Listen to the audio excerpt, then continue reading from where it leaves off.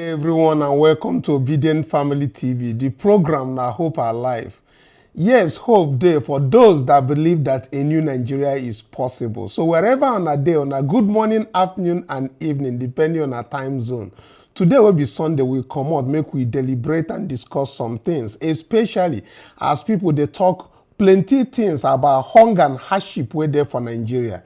We get NLC where we say them come out, talk say they won't do a protest, and we talk say this protest where NLC talk say they won't do for 2 days, to what end? Now that one they be. We go talk about that very protest and the reason where we say Obedient no supposed join them do that very protest because they had never been true to Nigerians. That's one. Then we'll carry other things where be like our own PO, where we say they don't give them as the Icon Award, Political Icon Award 2023.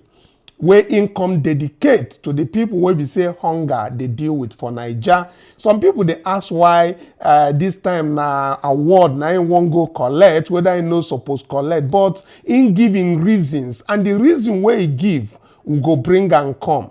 Then for this hour again, our own P2B, His Excellency in conjoin Obedient Family TV congratulate Abia State Governor. That very one will come. But make we take very quick this thing on the tweet where we say His Excellency P2B, where he put together this afternoon. Let's take a look at it. And while we're on that, we also have to bring the highlight of the protests going on in Ilorin. That very protest saw the Emir of Ilorin running through the back door as the hunger and the hardship strike caused by Tinubu's government took toll in Ilorin, I think Kwara State. Youths and the elderly trooped out in their numbers in that very particular thing, as can be seen by the video circulating around. But the important thing for us to note is that even the heads, the leaders are not spared, as the Emir of Ilorin took refuge through the back door. Very important. Let's get to the tweet made by His Excellency P2B.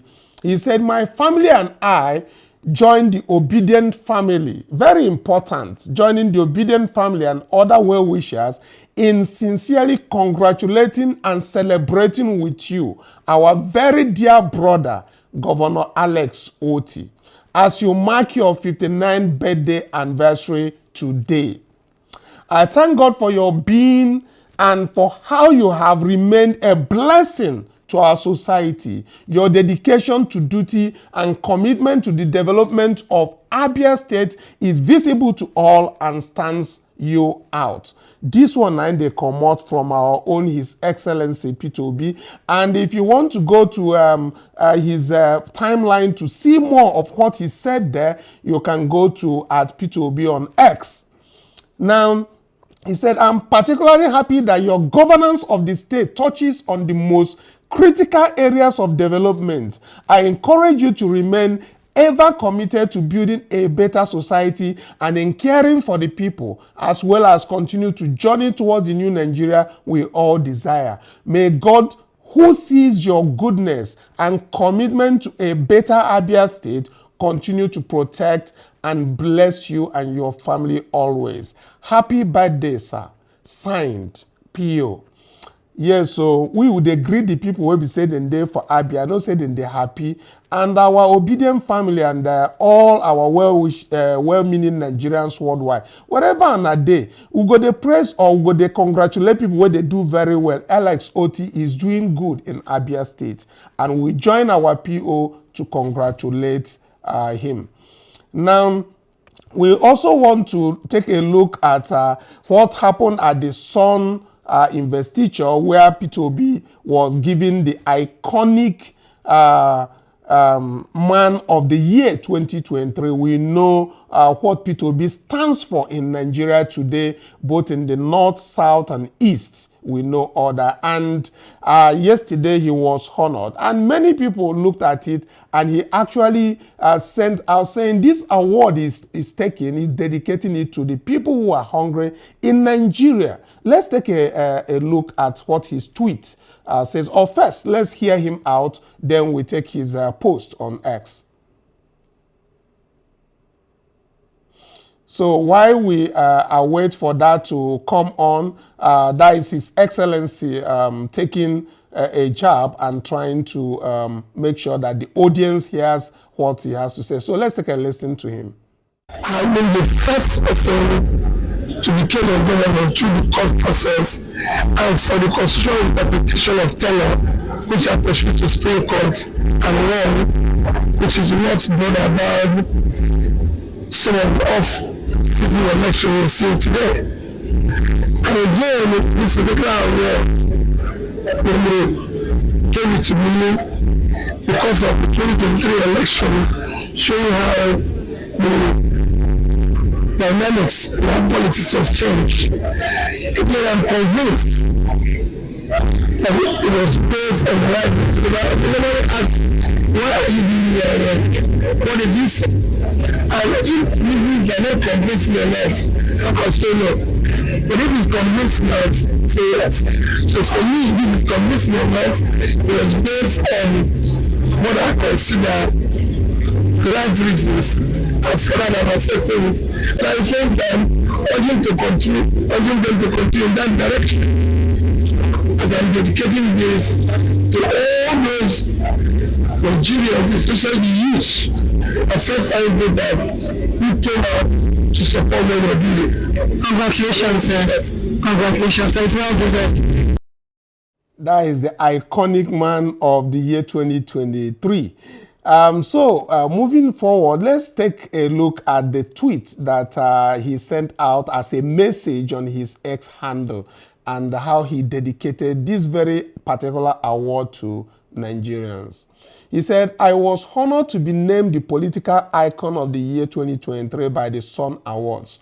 While I am usually hesitant to accept awards in the face of our nation's challenges, this recognition is unique because it aims to celebrate those making significant contributions in various ways to get the Nigerian of our dreams.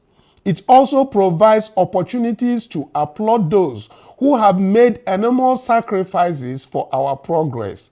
I dedicate this award to the impoverished Nigerians facing uncertainty about their next meal and extend my appreciation to fellow Nigerians, especially the youth who believe in our mission and who have remained committed to our journey for a new Nigeria. Your dedication is not in vain.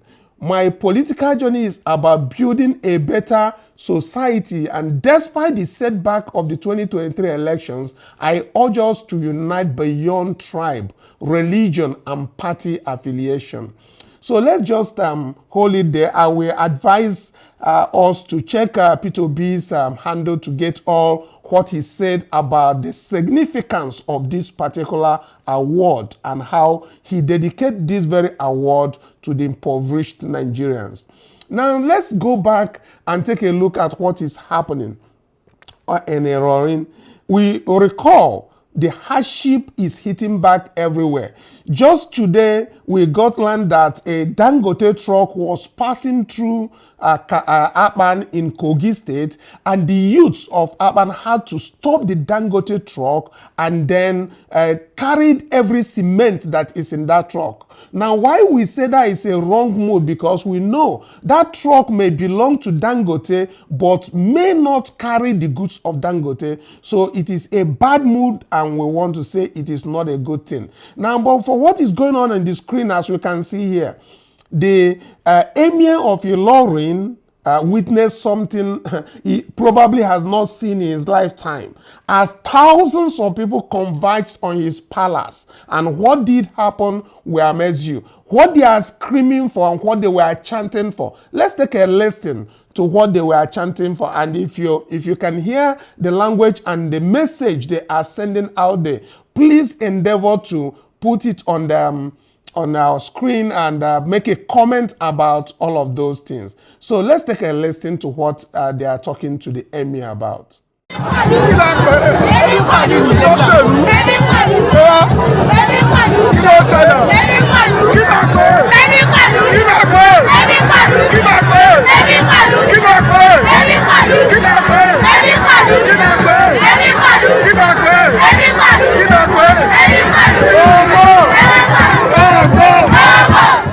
if you can hear what they are chanting, you can give us, tell us the meaning of what they are chanting or what they are screaming about in our comment section. But we believe it has to do with hunger, starvation, and the state of the nation that Bola Ahmed Tinubu's government has actually put Nigerians into. And talking about Chief Bola Ahmed Tinubu, who happens to be away on African Union Summit, and the reports that are coming in from there is that he has gone on another sleeping spell, so to speak. And while he was welcomed in the summit, but thereafter he was seen on a viral video and pictures while he was taking a very big nap. Well, Nigerians can see where we are headed. And also, the same Chief Bola Tinubu had also ordered the NCAA, which is the Nigerian Civil Aviation Authority, to charge 50% for whatever services that are provided, which we know is the airlines. So we can rightfully say that Tinubu is about to cause another air disaster by imposing 50% charge on the NCAA that will translate to flights, expensive flights, and all of that. So let's hope that doesn't happen.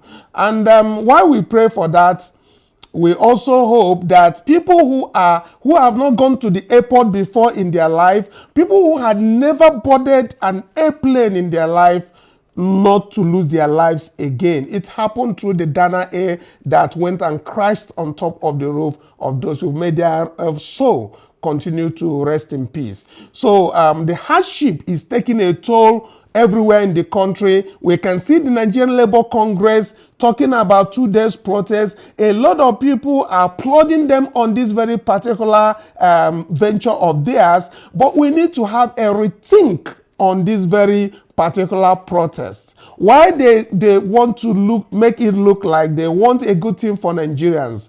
What has happened in the past? They had given this very notice, bearing in mind that the federal government is going to get an order from court to stop them from doing that. So they have inevitably given a notice to the federal government to go and get a court order barring them from doing that. That's one. Two, is it for the benefit of the nation? Inasmuch as protest is good to keep government on their toes, what are the basis? What are the motives of the Nigerian Labour Congress? Are they for the masses? Are they for the suffering multitude of Nigerians? After 2 days, they will not succeed on anything, and they will all say, oh, they have an agreement with government. Meanwhile, they are saying since the past year that all the agreements that they have reached with the federal government, none has been fulfilled. Hunger is in the land and nothing definite is being talked by all the leaders, both in the leaders of the churches in Nigeria or the ones that are in the ones that are in the mosque, the clerics. All we see is the people that are suffering. Though some people say, well, the obedience are not perturbed because they know it is coming. However, the others who are also lamenting that we believe are the we believe that are the people who majorly voted for Tinubu that are lamenting, we also believe that they are our brothers and we should give them a helping hand however we can. So, whoever wishes to go on this very strike, of course, could join them on the strike. However, what are the intended motives? What do they want to achieve? We ask those questions. You can also go to the comment section, give us what you feel about all of this and all that. Let's also take a soundbite from the particular events that Peter Obi went to. Let's take a soundbite from people who were at that very event and what they speak about His Excellency, Peter Obi. It's our pleasure to have you on the red carpet of Sun Awards. Can you share with us your experience and your impression about Sun Awards? What do you think about Sun Awards, please? I believe that You can't talk about Sun Awards without talking about the Sun newspapers itself. So I think that should be the starting point. The Sun newspapers have distinguished themselves as a newspaper that indeed practices journalism the way it should be, by accurately reporting news without unnecessary sensation just because they want to sell their papers. They have been objective. They have evolved over time to be a trusted news media organization. And I want to congratulate them for what they are doing by enhancing that space and coming out to be one of the most respected media organizations in the country. Having said that, I also want to congratulate them for these award ceremonies that they have done year in, year out for 21 years and still going strong. I was pleasantly surprised when I was nominated, not because I saw anybody, even though I know the chairman of the newspaper. I'm not sure I've spoken to him in the last probably 2 years, or anyone on the editorial board. I want to thank them, for my nomination. They say to whom so much is given, so much is expected, and reward for hard work is more hard work. I want to pledge that this confidence that is so reposed in us will continue to justify it. Again, I want to congratulate the Sun newspapers and the media awards for this beautiful and auspicious occasion. Thank you very much. Thank you, sir. Why we the iconic award given to P2B, kudos, and we want everybody to say hello to the majority president of the well-meaning obedience and well-meaning Nigerians. Please go to the comment section and also give a shout out to this. We have some people already on this very comment section. We say we have Sonny Emonike who said people, when they saw the road and religion and decided to follow Bush, now crying of hunger. One man was shouting consumption to production. They show deaf ears. That is coming from Omonike. Then we have Unwisdom who said, my dear, Tinubu keeps on destroying the nation. Well done, at least you and the high judges are doing well.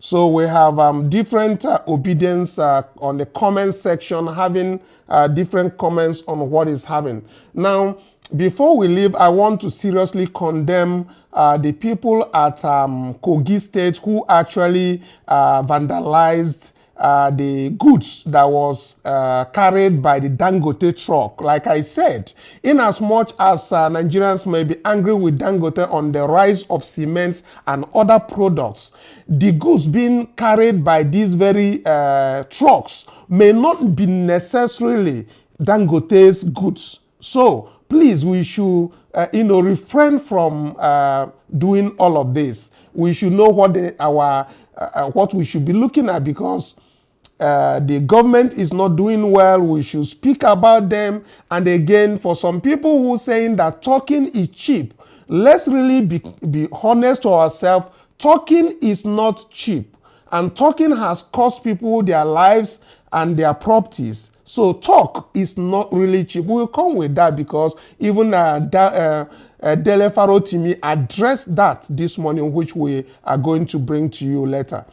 Then coming to the Sahad stores issue in Abuja, recall I did a video talking about these Sahad stores in Abuja that was closed by by Tinubu's government, and I said the hardship that is being inflicted on citizens should not be done the way they are going about it. They are always about rascality and setting up anarchy in the system and all of that. We condemn this. And of course, our own P2B, His Excellency, also shed a light on this by making a very interesting post on that. So let me give you what P2B said. He said, I have just read the report of the reopening of Sahad stores, Abuja, which was earlier closed by the Federal Consumer Competition and Protection Commission. on Friday.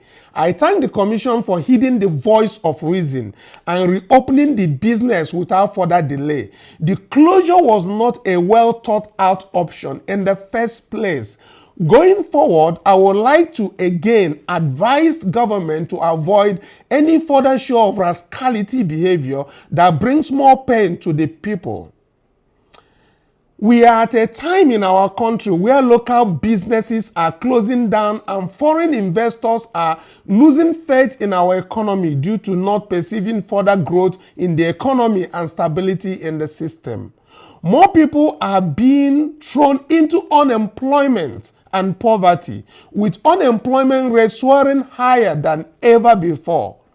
Should we then be taking actions that will undermine the exercise of the few remaining businesses we have and throw more people into unemployment? Nigerians are looking up to the government in keeping with their many promises of building a better economy to provide pragmatic solutions in the burning issues of galloping inflation, rising hunger, widespread poverty and insecurity. The many outcries by citizens in different states over the rising cost of living should nudge the government into visible action that will ameliorate the pains of the people.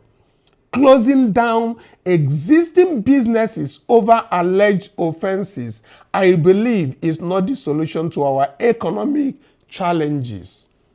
In a productive economy with abundant supply of goods and services, issues like hoarding of products and disparity in prices, as was being discussed, will have no place.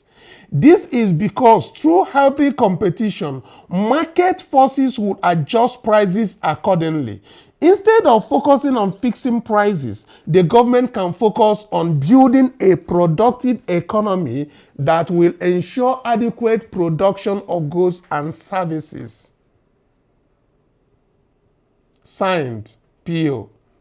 As we see, all this is what we advocate for. We should focus more, the government should focus more on the hunger and the starvation that is in the land, not really closing down existing ones, existing businesses that are struggling. Whatever your comment, please do go indulge us on the comment section. How do you feel? Do you think that businesses that have been hit by forex exchange problems and all of that should not hike their price? How do they buy more when they finish selling?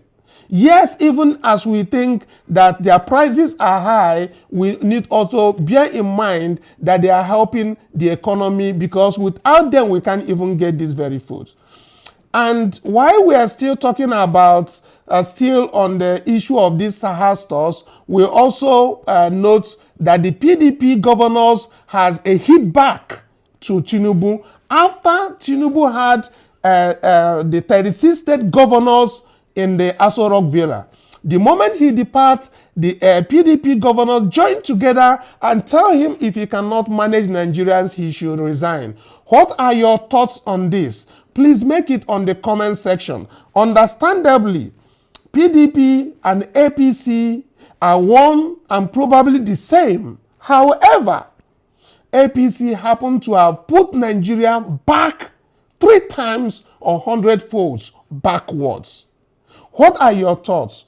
Please indulge us. Go to the comment section. Tell us if what these governors are talking about, if it should be taken seriously. Do they mean that they can tell Tinubu to resign and he will indulge them? Of course, no. We know that Tinubu will not indulge them by resigning. What are their plans? What are their next course of action? Should they go to their states and devote their abilities to their states and make sure that the hunger is reduced to a barest minimum, using the resources available to them in their various states? Please go to the comment section. Tell us what you think. Until tomorrow when I come your way again, bye for now.